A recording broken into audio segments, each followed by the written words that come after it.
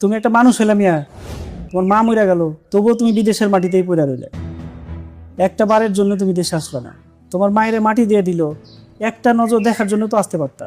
যে মা তোমার জন্ম দিছে তারে একটা নজর দেখার জন্য তুমি আসতে পারলে না। আমি যদি এলাকার চেয়ারম্যান হইতাম, তোমার আমি এক ঘোড়া করে দিতাম, এলাকাতে চলতেই দিতাম না। কয়েকদিন আগে তোমার বাপের কাছে তোমার কথা জিজ্ঞেস করছিলাম, সে মুখ ঘুরাইয়া নিল, একটা কথাও আমার সাথে বললো না। তোমার বাপ তোমার নাম শুনতেই পারে না। তো এখন কি বাড়িতে যেতেছো নাকি? জি ভাই। আমি বলি কি, তুমি বাড়িতে যাও না। বাড়িতে যাব না? না, বাড়িতে যাও না।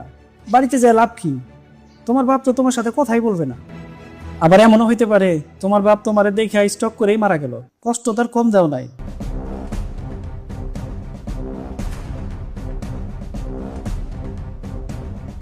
পোলা পান্ডে এত কষ্ট করে মানুষ করে লাভ কি? সব তো বড় হইলেও মানুষ হয়। ভাই, এটা আপনি মানুষের কাজ করেন নাই।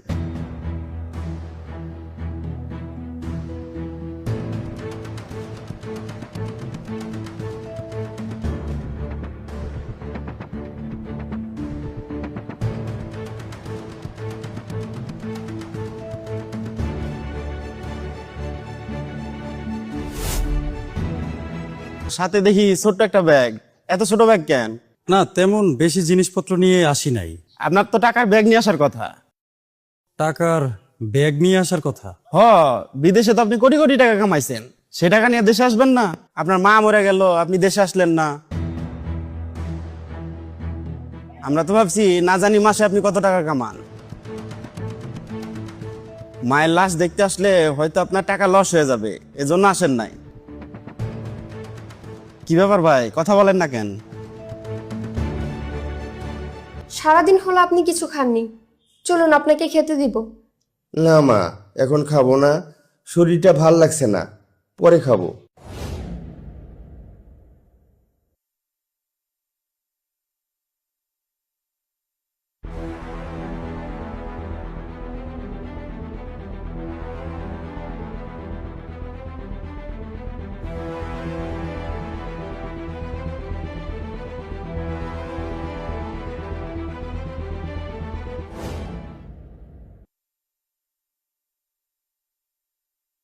আব্বা, আসসালামু আলাইকুম।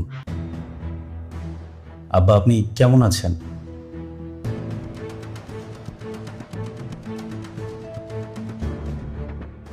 আব্বা, এলাকার সবাই আমাকে নানান ধরনের কথা বলতেছে। অবশ্য আমার তাতে কোনো কষ্ট নাই, তবে আপনি যে আমার সাথে কথা বলেন না, এজন্য আমার খুব খারাপ লাগে। আব্বা জানেন, সবাই আমাকে দোষী মনে করে। সবাই মনে করে আমি টাকার লোভে পড়ে মারে শেষবারের মতো দেখতে আসি নাই। আপনি আমাকে এত ভালোবাসেন, মা আমাকে এত ভালোবাসতো। এই দেশ ছেড়ে যাবার আমার কোনো ইচ্ছাই ছিল না। আপনি তো আমাকে জোর করে দেশের বাইরে পাঠাচ্ছেন। কিন্তু আব্বা, আপনি যে দালালকে এত বিশ্বাস করছিলেন, যে দালালের হাতে আপনি এতগুলা টাকা আর আপনার নিজের ছেলেকে তুলে দিলেন, সেই দালাল আপনার ছেলের কত বড় ক্ষতি করছে সেটা আপনি কোনোদিনও জানতে পারেন নাই। এই দালাল আমাকে সেই দেশে এমন এক কাজ নিয়ে দিল, সেখানে না ছিল খাবারের ব্যবস্থা, না ছিল পানির ব্যবস্থা। বিদেশের মাটিতে পৌঁছানোর পর প্রথম রাতে আমি যখন আপনাকে ফোন দিয়ে বললাম যে আব্বা, আমি ঠিক মতো পৌঁছাইছি, ভালো একটা কোম্পানিতে চাকরি পাইছি, সে সবকিছু মিথ্যা ছিল আব্বা।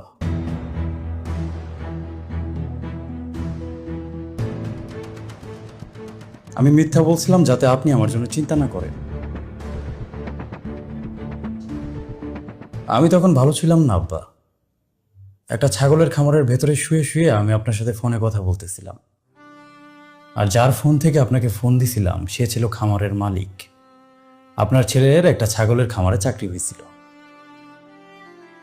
আপনার বিশ্বাস করা দালাল আপনার ছেলেকে একটা ছাগলের খামারে চাকরি নিয়ে দিছিল, অথচ আপনি স্বপ্ন দেখছিলেন আপনার বিএ পাশ করা ছেলে দেশের বাইরে না জানি কত বড় চাকরি করবে।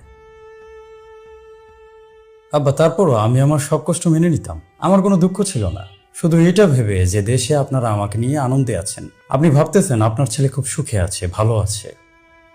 আপনাকে একটা বারের জন্য জানাইতে ইচ্ছা করে নাই যে আব্বা, আপনার ছেলে ভালো নাই, আপনার ছেলে বিদেশের মাটিতে কষ্টে আছে।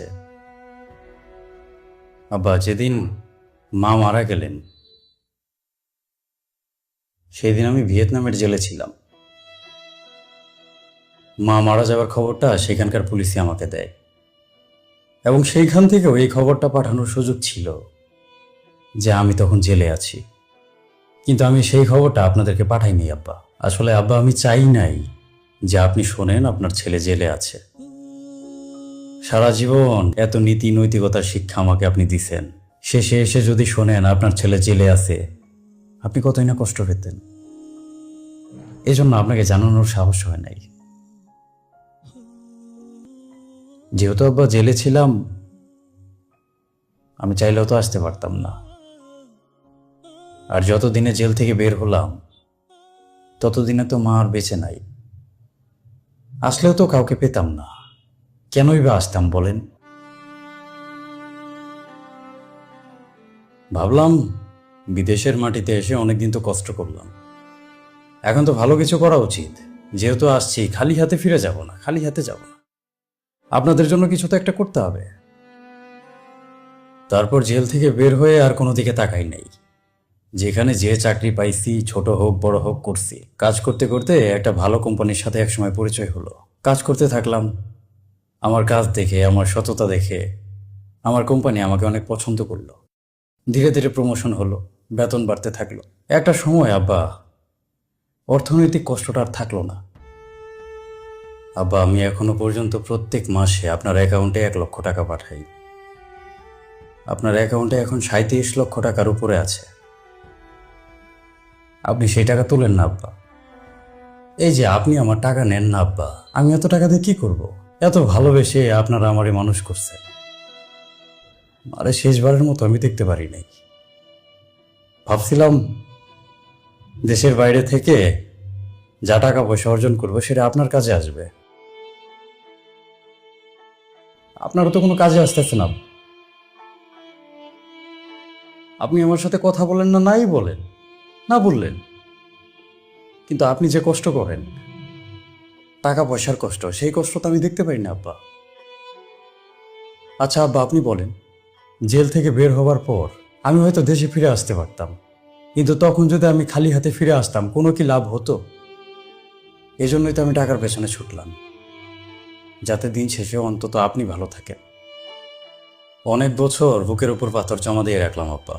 আপনি আমার সাথে কথা বলেন না, হয়তো একদিন বলবেন, কিন্তু 1 সপ্তাহ আগে থেকে মনে হইতেছে মা তো হঠাৎ করেই চলে গেলেন। তবে আপনারও যদি কিছু হয়ে যায় আব্বা, আমি নিজেরা ক্ষমা করতে পারবো না।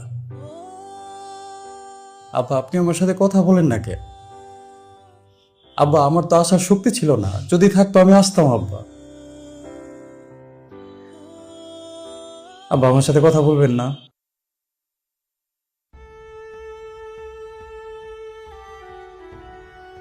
দিনের পর দিন আপনাকে ফোন দিছি, আপনি একটাবার রিসিভ করেন নাই। আমি ভাবছিলাম দেশে আসলে আপনি আমাকে যদি দেখেন, তাহলে অন্তত আমার সাথে কথা না বলে আপনি থাকতে পারবেন না।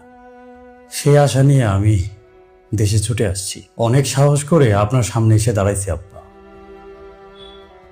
আব্বা, একটাবার আমার সাথে আপনি কথা বলেন, তারপর আমি আর আপনাকে জ্বালাবো না, আমি চলে যাবো আব্বা।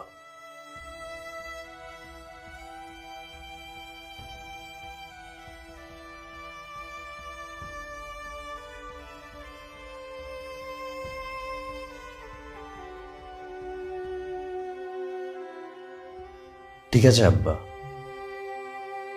আমি চলেই যাব, চলে যাইতেছি। আমি চাই না আমার কারণে আপনি মন খারাপ করে থাকেন। হয়তো আর কোনোদিন ফিরেও আসবো না আব্বা, চলে যাইতেছি আমি, আর আসবো না, কোনোদিন আসবো না। তবে আপনার কাছে শেষ একটা অনুরোধ, যদি সম্ভব হয় আপনার অ্যাকাউন্টে যে এত টাকা আমি পাঠাই, আপনি সেখান থেকে কিছু টাকা তুললেন। কিছু টাকা অন্তত আব্বা খরচ করেন। আপনি আপনি নিজের প্রয়োজনটুকু মিটায়েন, টাকার কষ্ট করেন না। আসি আব্বা, আসসালামু আলাইকুম।